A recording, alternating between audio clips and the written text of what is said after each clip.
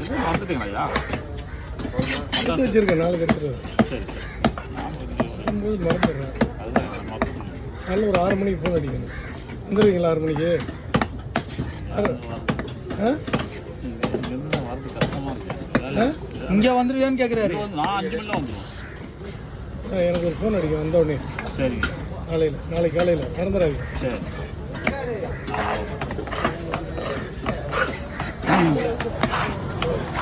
பையன் இன்னைக்கு நாளைக்கு நான் காசு ஒரு மிரட்டினீங்கன்னா காசு வந்துடும். அவன் ஃபோனை சுவிட்ச் ஆஃப் பண்ணி வச்சுக்கலாம். நீங்கள் வரும்போது காலையில் ஃபோனை சுவிட்ச் ஆஃப் பண்ணி வச்சுக்கலாம். அப்படின்னு பார்த்தா ஃபஸ்ட்டு நம்ம இங்கே ஒருத்தர் மிரட்டணும்.